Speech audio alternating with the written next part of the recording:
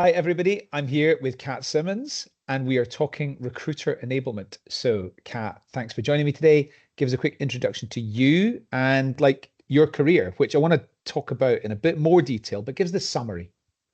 Sure. Thanks, Adam, for inviting me on. Hi everyone. My name is Cat Symons. I am Global Talent Enablement Lead at Wise.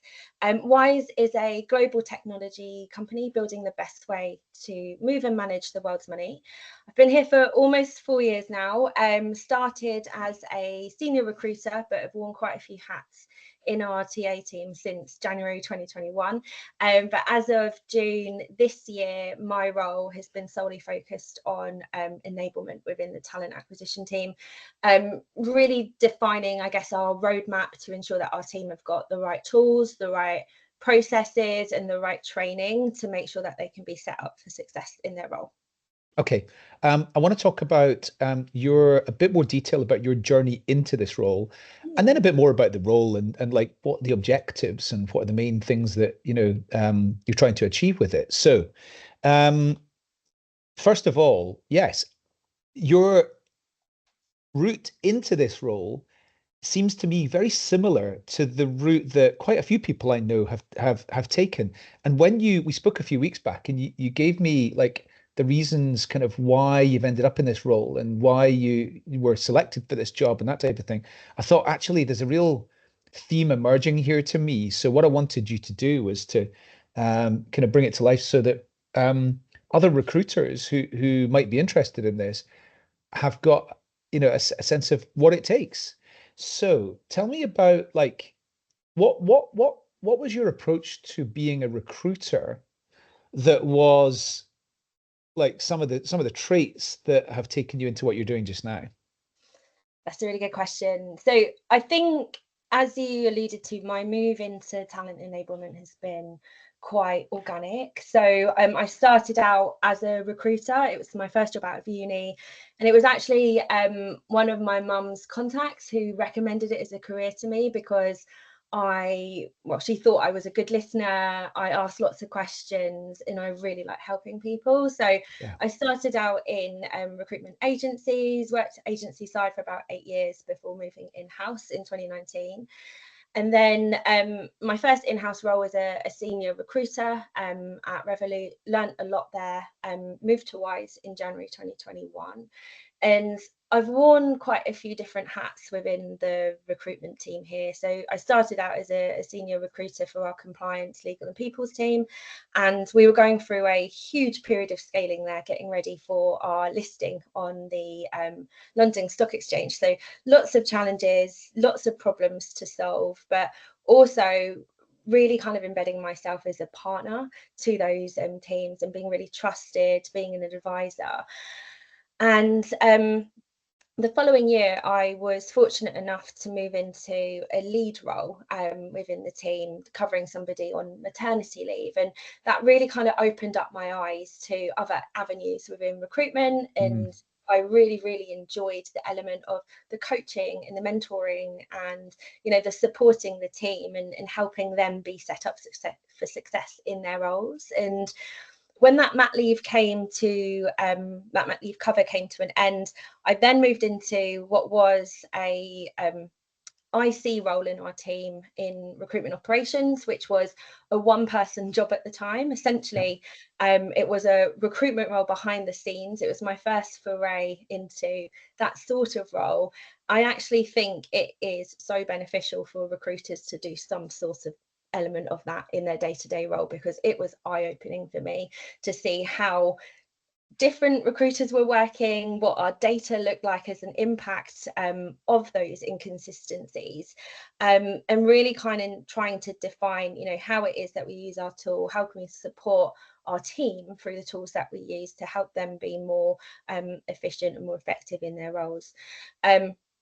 I stayed in recruitment operations for about a year and a half. The team naturally grew and leveled up around me as well. So we had a head of move into the role. Our coordination team joined the function as well. So we were a really solid unit. And then in March this year, we underwent a huge ATS migration. And I Yeah. think I can speak for many when I say that it is tough going through an ATS change, not just tough for the project team behind it, but also for recruiters and the business as well. Yeah. It's a whole new tool, whole new Mm. set of processes to use, as well as, still trying to do your BAU as well. And I think at that point it became really evident within our TA team that there was a real need for somebody to own the enablement of our TA team at Wise. So I was very, very fortunate to have like another change of hats and move into that more defined position full term. So continuing, providing support to the team and the business around the ATS launch and the other changes in our recruitment tech stack, but also in a position now to start mapping out how can we create a always on enablement culture within our TA team as well, which is really, really exciting to be a part of. So I like the way that you joined recruitment with a lot more thought behind it than I did, because you went into it because you ask a lot of questions, you're curious, you're a problem solver, you want to find out about things and provide solutions. I went into it because my friend was in it. He'd been in it for about 18 months and he was driving a Mercedes. And I thought that sounded quite good. Those OTE earnings, right? Exactly. Now, what I believe, however, is that what took you into recruitment in the first place, like what you said about that, that is all what's helping you succeed now as well, because you're you're asking why, you're looking into the details, you're being curious, and you're being creative. Would that be Mm, fair? absolutely. I think it's taken, I think, a while to kind of get to this role, and in part it's an emerging field within Mhm. TA. It's going to be quite interesting to see where talent enablement goes.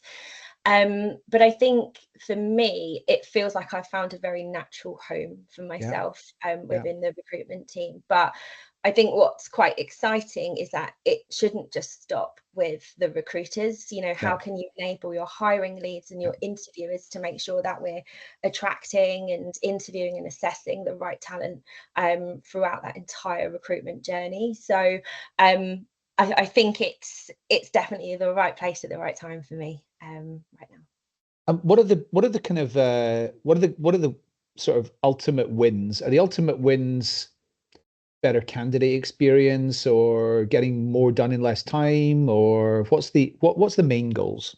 Yeah, so I think there's quite a few, to be honest. So one of the reasons behind moving on to a new ATS was that we obviously want to be able to do more with less in a recruitment team. So where can we embed more levels of automation into our hiring processes? But on the flip side of that, it's also driving that consistency so that we can ensure that our candidates and our hiring teams will have what we call an irresistible recruiting experience at Wise. It's one of our strategy pillars, so Yeah, everything should kind of tie into that.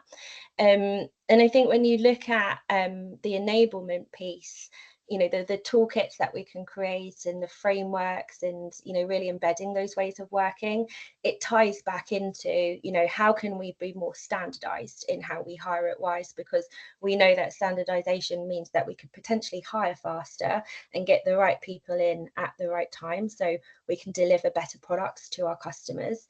But then also, regardless of where your stakeholders are based in the world or your candidates are based in the world, we're hiring in a way where they can get exactly the same experience when they're interacting with TA, regardless of what role they're hiring for or what office they're locating in as well. So for us, what we would look to kind of see success in or measure success would be those standard recruitment metrics. So like, are we actually driving more efficiency in our team? Can we do more with less because we're working a lot smarter on our tools and more consistently? But also, are we seeing more candidates say yes to our roles? Are we attracting more talent at top of the funnel?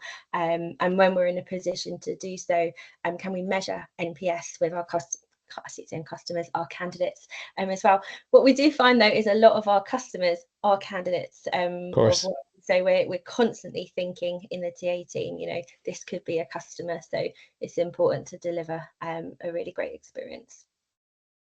Yeah. I mean, First of all, thank you very much for taking the time to give us a bit of a insight into all of that. I think it's going to be really interesting for people to learn about, especially recruiters who are thinking right now, actually, what's the alternative options? What's all the different options that I've got to progress in my career?